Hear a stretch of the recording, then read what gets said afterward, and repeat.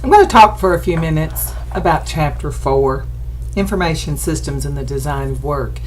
In the previous units, in the previous chapters 1, 2, and 3, we've looked at the information systems strategy triangle, and we've talked a lot about alignment and balance, and how when the strategy has to work, the business strategy overarches, and the information technologies must be developed, and the information systems must support those strategies and our attempts to reach those goals.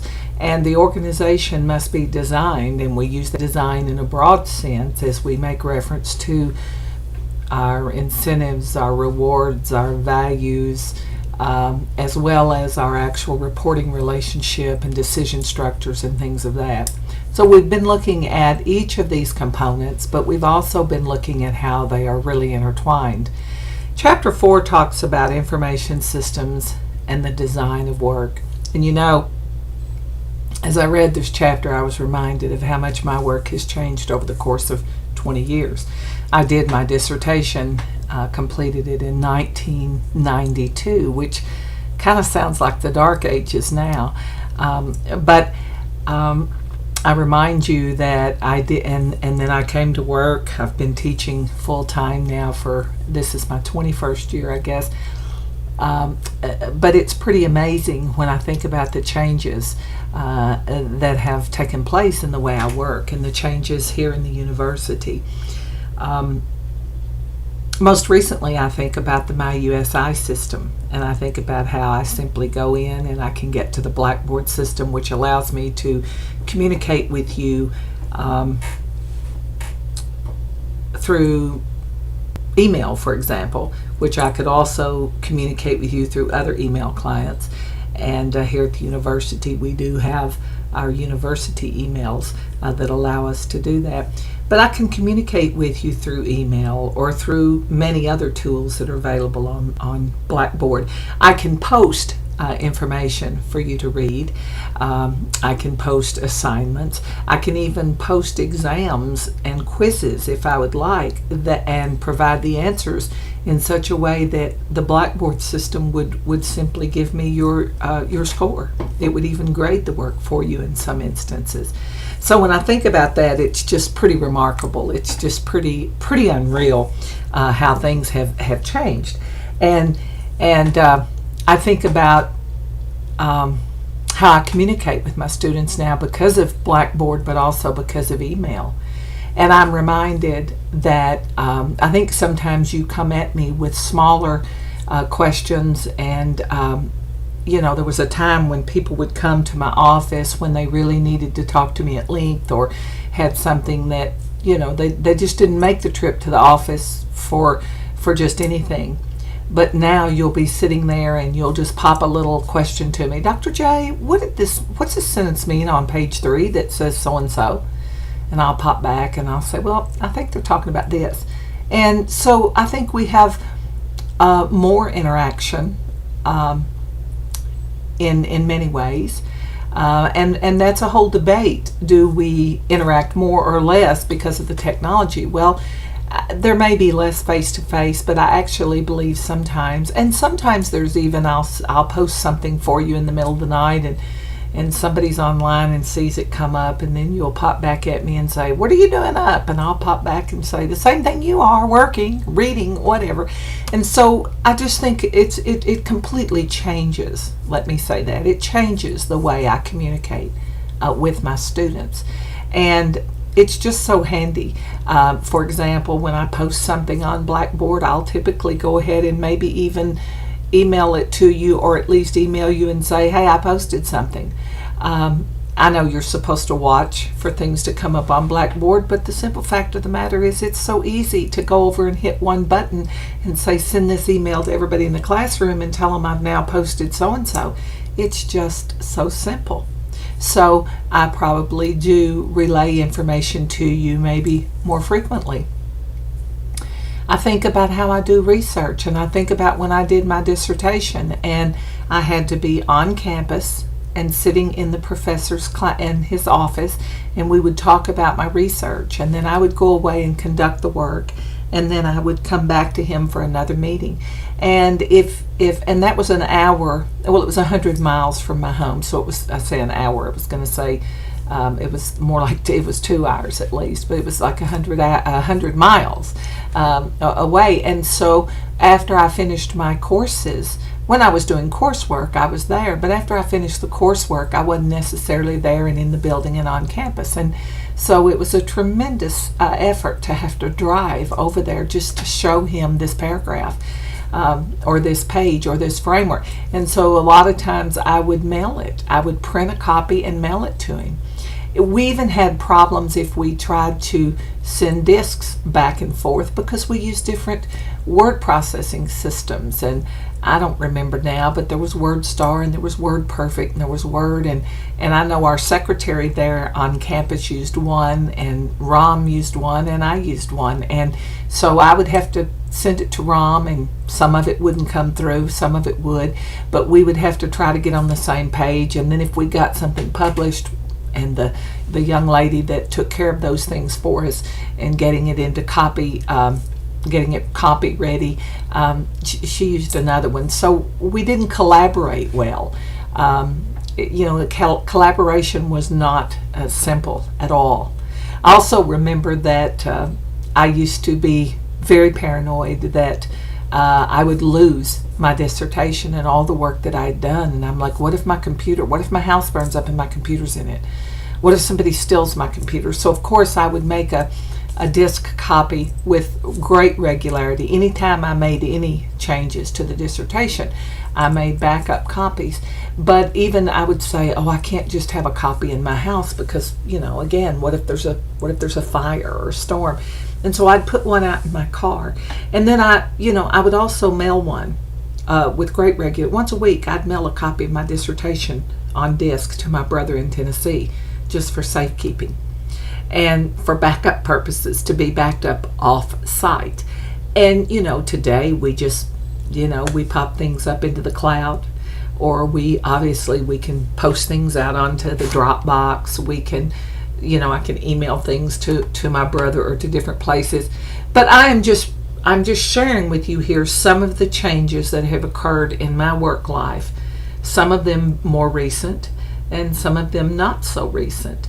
But how things have changed for me as a college professor, and these are just a very few examples, but these are examples that highlight some of the differences that have occurred in the area of collaboration and communication, because this is two areas that your text talks about that where there's really been a great amount of change, and where technology really, really facilitates. But we've also got to understand that technology can actually constrain.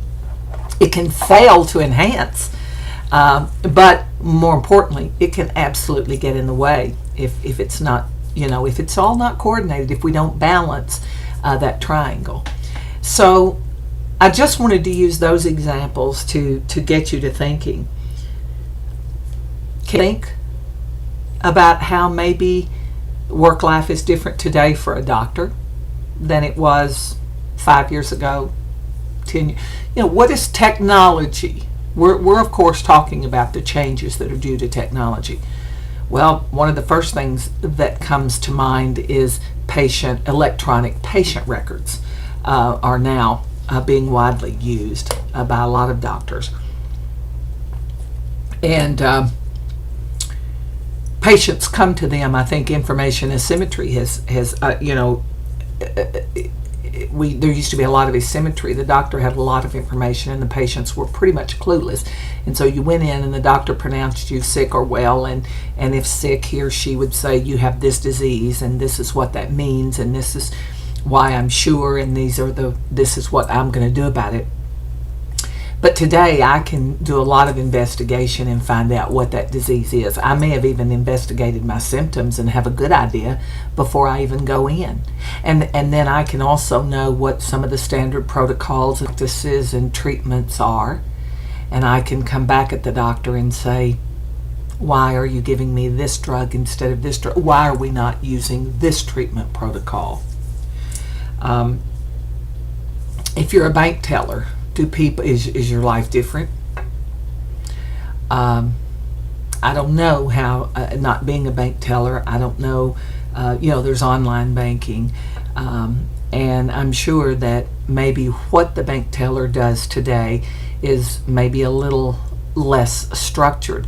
Maybe they don't spend as much time taking payments and making deposits, these very simple and structured things. Maybe more people do those online. Maybe the things they do are the things that where a person, where we really need that judgment of that person or something. Managers, executives, how has their world changed by technology? Well, the communication and collaboration is changing the world for everybody. But I think about Linda Bennett here as president of the University of Southern Indiana. I think about Dean Kayyum, and I can think about the internet, and I can think about all of the data that's available to them. And with the touch of the button, they can get to the stock market. They can see they can get to CNN. They can see what the president's going to do about so and so in higher education. They can see what's going on in Indianapolis. They can communicate with people literally around the world, and as executives, a great deal of their work is about scanning the environment, both internal and external, looking for opportunities and for problems. Technology is just all over, that in a broad sense. So I just want you to think, and I just raise, we could talk about other areas of healthcare. We could talk about other areas of finance, not just banking. We could talk about manufacturing, and the list of just, serve all these services and food services and hotels and legal and the list just goes on. And in terms of what we could actually, about how we could think about how jobs have changed. But the real thing here is we have to think about the what, and that's what we've been saying. What's different about Jennifer Williams' day? What's different about the way she conducts her resource search? We talked how there are some differences in the way I communicate and the way I collaborate with students and with superiors and with peers in those virtual teams, if you will, that are a part of this chapter as well. But the real important issue is, so what? Why does any of this matter? It's interesting for us to sit here and talk about what's changed. It's interesting for me to sit down with my grandmother and great-grandmothers and have them tell me about the coal stove I used to love to hear about the coal stove in their one-room schoolhouse and walking to school and uphill in the snow, whatever. Those were very, very interesting stories, and I loved to hear them. And it was interesting to hear my grandmother say, well, here's the way we used to wash clothes, but, this is the way we do it today. But the important thing is, the what is amusing, it's entertaining, it's informative, it's interesting. It tells us a lot about life from an anthropological sense. But in terms of business, so what? Why does any of this matter? Why does it matter that technology has changed the design of work for a doctor? Well, it matters if he or she now provides superior patient service, better diagnoses, better disease management. It's important, I think, even from that better, I think there are better outcomes. For example, just the fact that the patient is more well informed and more of a partner with the doctor instead of that superior subordinate kind of attitude where we don't get involved in our own health care. If the information technology allows us to communicate and collaborate and redesign work in ways that save lives, that lengthen lives, that add to the quality of lives, it's amazing. It's amazing. And so what on the bank tellers? Well, maybe the bank teller has more time, and maybe they spend more time helping me select a particular product, getting me into the right banking or savings account, or picking the right financial instrument or something that ultimately causes my retirement picture to look completely different because of the products I've used during my working years. So, again, the list just goes on and on and on. But basically, the changes in the design of work can certainly lead to productivity gains. They can lead to just better outcomes, better product. Whether that product is a service like a doctor, and so better disease management maybe, or whether it's actually a product. It may lead to a different cost structure for the customer. If a doctor, manages your disease better, maybe you'll have fewer visits, fewer medications, you'll be back to work. So there could be a major impact, financially, both for the customer as well as for the physician, or the patient as well as the physician. Your book starts out with an example about Best Buy and their results-only work environment, and how they're allowing remote work, but you got to pay attention, as you read this. How did they need, how do we balance the triangle in that scenario? How do we make sure that the organizational structural changes that need to be made are made to fit that? For example, when we start allowing remote work, and maybe the way we have managed or controlled in the past has had a lot to do with direct observation. Now you're working at home. I don't know if you're working. I have no idea. The only way I can know you're working is if I see the result and I see the outcome and I see that you've developed this report, you've accomplished what you were supposed to. But now my measures and my incentives, reward systems, and so forth, all of this has to reflect that you're doing things differently. I remember one day our dean made reference to the time faculty were spending in office, or presence on campus. That's the way he said it. He said something about presence on campus. And he was using a very distinct example, and he had something in his mind, but very immediately, and that wasn't even really the object of his talk, he just made reference to presence on campus. And so several of us left the meeting saying, did you hear what he said? What do you think he meant by presence on campus? And I was one of them that went to his office, and I said, sir, can you describe for me or define for me what you mean presence on campus? If this is an on or an off switch, if you've got a piece of paper and you're saying she's present on campus or she's not present on campus, what do you mean by that? I assume you mean physically present in this building, in their office, in the classroom, in the library, at a committee meeting, or helping student physically on this campus. And I said, but you know what? What about those of us that are teaching online? If I'm at home and I'm videotaping a lecture, am I not present?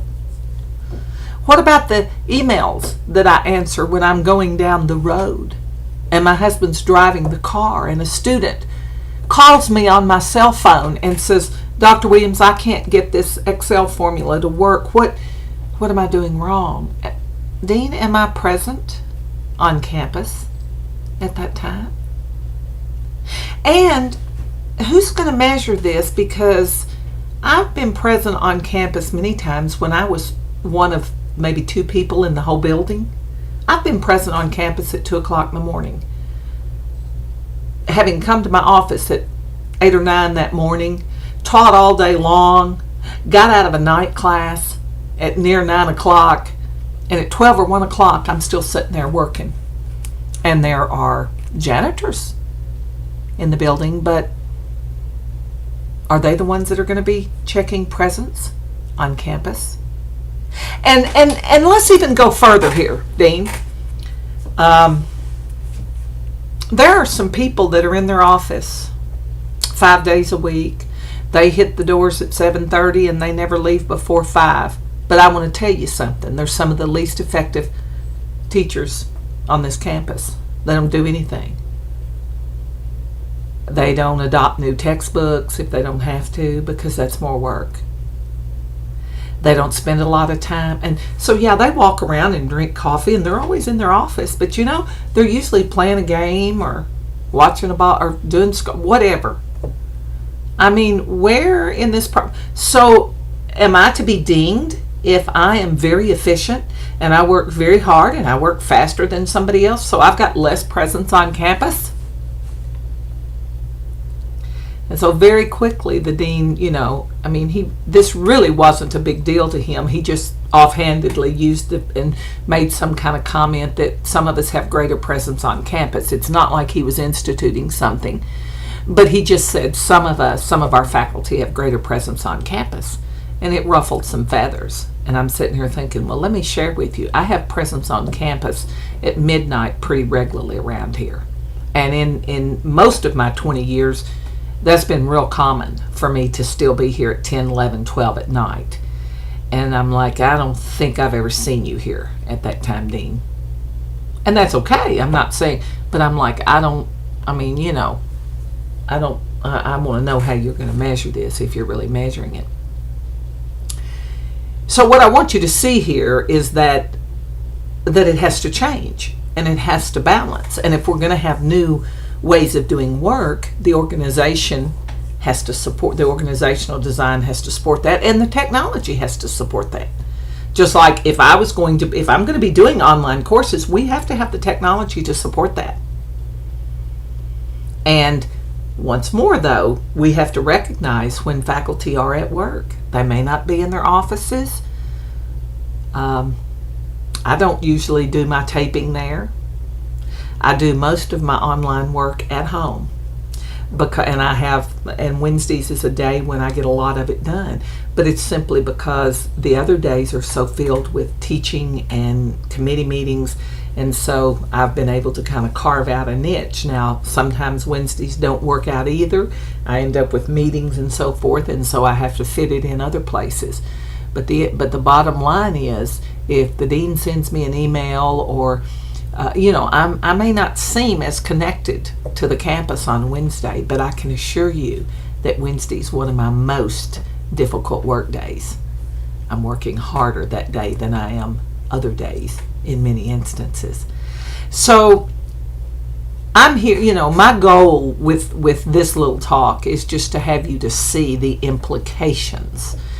I can sit here all day long. I can give you a list of, okay, because of word processing, this has changed. Because of fax, this has changed. Because of the internet, this has changed. And now we do this different. But the important thing is, why does it matter, and what are the implications to the organization? Because this is what we've got to learn. And as it has implications and consequences, as managers, we have to be aware of those, and we have to know how to address them and how to fix them.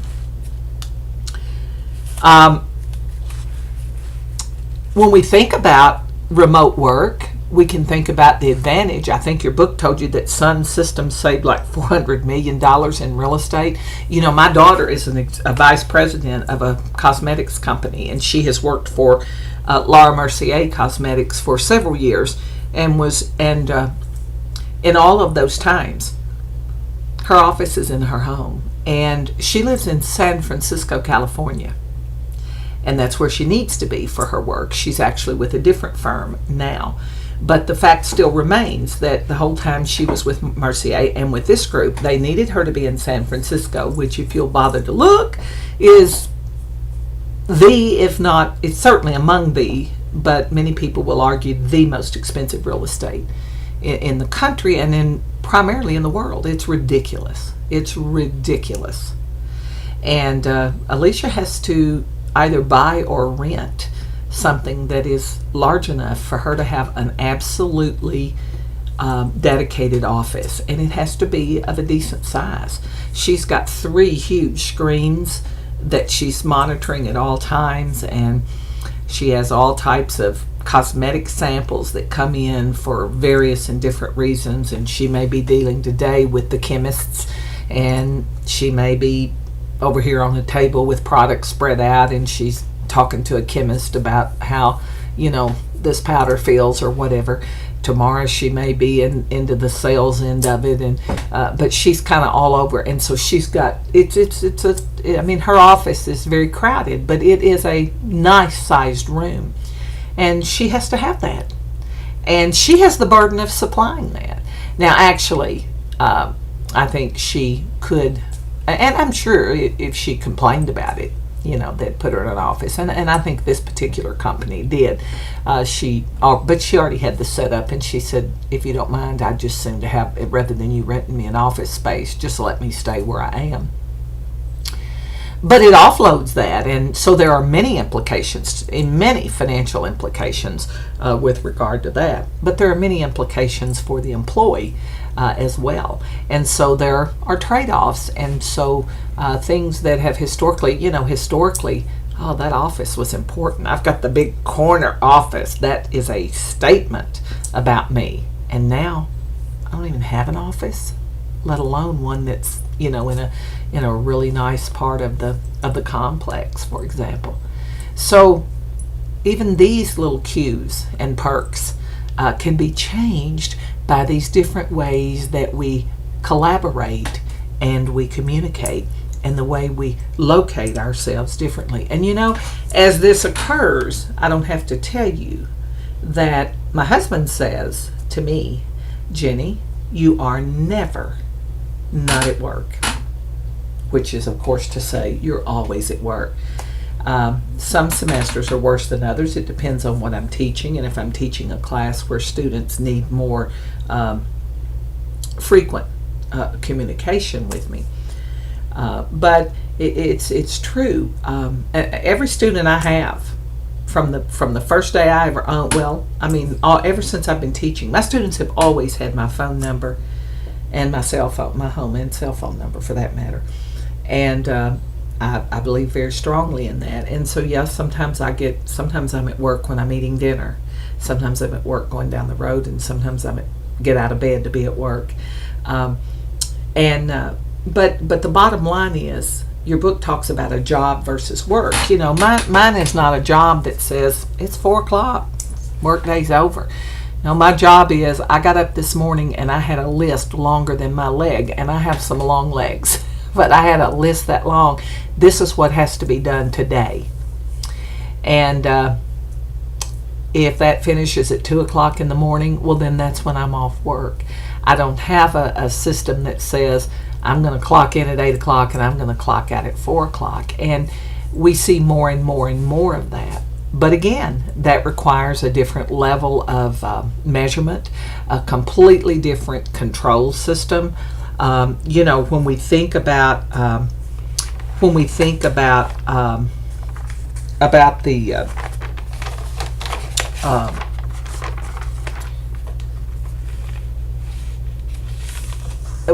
just when we think about the all of these changes, we are reminded at how difficult organizational change is. And at the end of this chapter, it talks about organizational change. And as information systems professionals, we are often referred to as agents of change, because most of what we do has that huge element of introducing change into the organization. Even if I come by and update your interface, I've still changed your world and rocked it a little bit, because now you're the buttons you used to punch are at a different place. I noticed that the USI website has changed lately, and I went on to access my email and I couldn't find it. Well, I'm sure it's a good thing. I'm sure we've improved our website, but it's still a different thing, and it took me some time. And the first time I noticed it or accessed it, I was in the classroom and I'm trying to find a document for the students, and I fly over it and I'm like, whoa. And so, of course, I'm like grumbling. I'm like, wait a minute, guys. Where did they put my icon, or where did they put my link? And so, I had a little bit of a fluffle there, had a little bit of a loss of productivity, and it was a good thing, I'm sure. But it kind of got in my way and it slowed me down. we don't like change. And if you have any problems understanding why people don't like change, now some of us deal with change better than others, admittedly. But in general, we are creatures of habit, and we would just as soon things not change. Now, I do think this younger generation deals with it better because your life has been much more dynamic than, and I mean, as I said previous in a lecture, that my father, was very proud of the 40-something years that he worked for one company.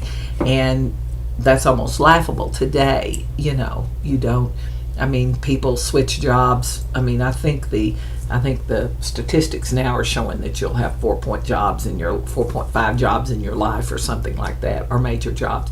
But at any rate, it's you all, if you all are among that younger group, and I think most of you are younger than me, so you probably deal a little bit better with change. But it still remains that if we go to church, we like to sit in the same pew or the same section.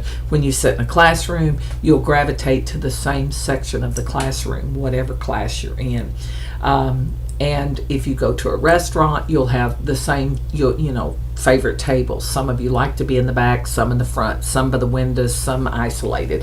Whatever it is, we are creatures, we are very much creatures of habit. And as I think of that, I recognize that one of the reasons that we fear change at work is because work is so critical to us. And I'm reminded of Maslow's hierarchy in the psychology literature. And if you'll stop and think about that, for those of you that haven't studied it, let me briefly say Maslow just said that we have a hierarchy of needs. And at the very base level is our very basic survival kind of needs, and food, water, shelter, those kinds of things, and then above that are the things that are more emotional, like belongingness and relationships, and then at the very top is self-actualization. But the bottom line is this framework teaches us that we're going to always be, we're not going to get warm and fuzzy and self-actualized until we have a roof over our head and food in our mouths. And so anytime our safety or our survival is being threatened, that's going to be what we're most concerned about. And things like who's our friend and who we love and relationship, those kinds of things are not superior in our mind at the moment. The safety is. Well, when you stop and think about it, your survival is very heavily dependent upon your job, and maybe even the survival of your partner, your spouse, your children. If I lose my job, will my kids actually be hungry? So it kind of makes us understand why people get nothing makes us understand violence, but we do understand why people get so emotionally involved and maybe react in very unpredictable ways when their jobs are threatened. This is my livelihood. This may not be a big deal to you, but it is the way I feed my children. So you see, at work, we understand what's expected of us. And even if we work 9 to 5, we probably know that there are a certain number of things that I need to get done in that 9 to 5. And we understand that if something changes at work that makes it harder for me to get that done, that's going to make my day more difficult. It may make my day longer. It may make me have less time with my family because I have to spend more time at work. It may make me look less attractive in the workplace. It may make me look less accomplished. And it may lead to me losing my job because people are saying, you know what, she just can't keep up with the new way of doing things. It's very scary. And that's why the discussion we had in the last unit, we talked very briefly as we were explaining the relationship between these triangle parts. We talked about, does structure follow strategy or does strategy follow structure? Well, the big assumption in one of those positions is that the structure is a given, therefore you must choose a strategy that works with your structure. And the assumption behind that drives that position is simply the fact that structure is very hard to change. And it's very impactful. It's very difficult. It has a major impact on the organization. In the back of your book, it talks about some change models, and it talks about what we call the TAM, which is the Technology Acceptance Model. And it also makes reference to Lewin's change model, and on page 129, you kind of see the TAM and the Lewin's laid together. Lewin's change model was very simple, but so profound. And it says simply that if we're going to change something, we first got to unfreeze it, and then we got to make the change, and then we got to refreeze it. It's kind of like a popsicle. If I have a popsicle that's shaped in a stick and I want it to be shaped in a circle, I've got to unfreeze it. I've got to make it. If I go to trying to make the change, let me turn this into a circle, I'm going to break it because it's not ready to be changed. So when we make a change without preparing for the change, we oftentimes make a big mistake. We break the popsicle. But if I melt that popsicle, now it's all fluid and it's okay, it's ready to be changed. I've created an environment that is conducive to change. It's liquid. Now I can put it in a round, but I got to refreeze it. Just pouring it into the round mold doesn't get it either until it's refrozen. That's a word, isn't it? Refrozen. Until it's refrozen. So think about it. That is so simple, but it is so true. You try to make a change and you may break things. You're trying to push somebody. You will use this system and you will do it this way. And you may just push their productivity off the charts. You may create an attendance problem. You may create stressors that lead to illness and other problems. And we can go on. They may make mistakes that cost you scads of money, whatever. We have to help. We have to make, before we force the change, we've got to unfreeze. We've got to create motivation.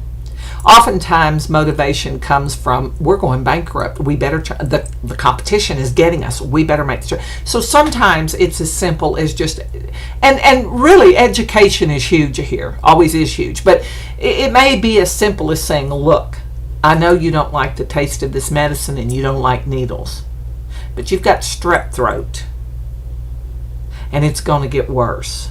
So bend over. And we oftentimes will. Because we understand. We understand. Okay, I'm ready for the needle. If that's, I'm ready. You've convinced me. So we have to create that condition and make the organization conducive to the change. And oftentimes most of the time, all the time, it's about educating and it's about communicating. And then, of course, we actually make the change, whether that's new information or new technology or whatever, we make the change. But we've got to institutionalize that change. It's like going on a diet. I can go out here and read everything I want to know, and I can have it all lined out, and I can make a list of menus for the week, and I can even follow it this week. But if I don't make a menu for next week and the next week, what's going to happen? I've got to, whatever I've changed, I've got to change the policies. I've got to change the reward systems. Maybe the reporting mechanisms, maybe some policy and procedural, maybe some workflow. Maybe I've got to implement some new technologies. I've got to do whatever it takes to institutionalize that change, or it'll go right back to being a popsicle like that. It'll go right back. It will not stay. And so this TAM and this technology acceptance model here at the back, as you can see, Kotter's 4 steps, but they all could be, actually, they're a part of creating or motivating that change, unfreezing. And then steps 6 and 7, a part of the actual change, and then, of course, the refreezing stage. Sometimes we don't understand, why did change get tacked onto this? Well, because we're talking about how information technology and information systems change the way work is done in an organization. This chapter talks about how communication channels have changed. For example, we're going to talk in just a minute about in the next chapter about supply chain management, which is all about managing the information up and down your supply chain. That's a communication issue. And then it also becomes a collaboration activity. Go to a hospital and notice that the nurses are carrying, most of them carry cell phones now, but how they talk, if someone needs them, their pocket rings and they're like, I'm in room 304, what do you need? Okay. And so their communication patterns are different. Of course, we have a lot of challenges, as I've just pointed out. I can't do direct observation, but in other ways I can even have a greater span of control. But the span of control is going to be impacted if you're working remotely and I can't directly observe. And there has to be some mechanism for knowing that your work did get completed. How do I know that? Do I just wait till the end of the month and see that, we apparently made no sales this month because I don't see any money coming in the mail? How do historically I watched you sell. Now I have no idea unless I communicate with you in some way.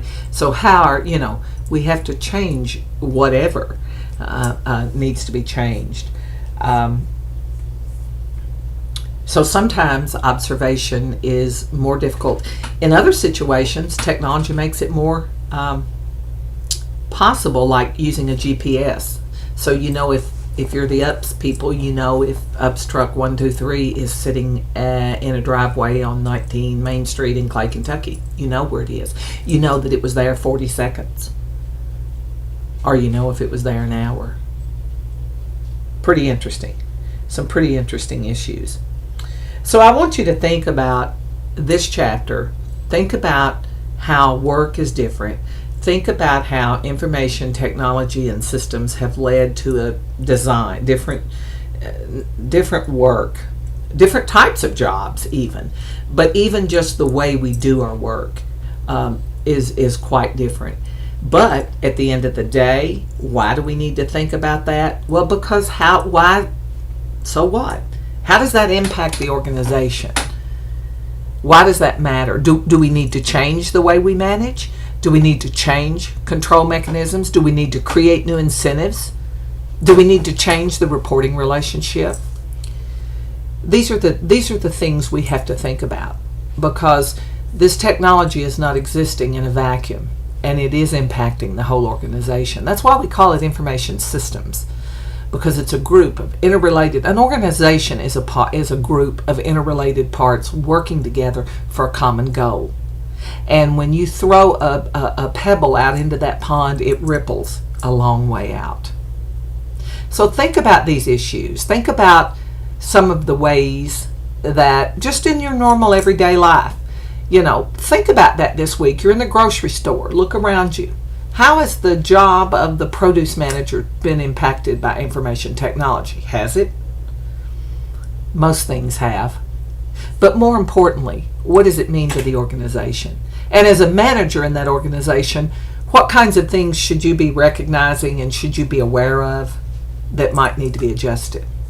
As always, if you have any questions, I try to just bring some insight and some examples and to talk generally about the information that's in the text. Of course, I understand you've read it. And this book is very readable. And you're graduate students, so most of the time, if you've read it, you've understood it. When we have frameworks, I typically do highlight those a little bit and make sure you understand what the developers of those frameworks and our theories have had in mind as they've done that development.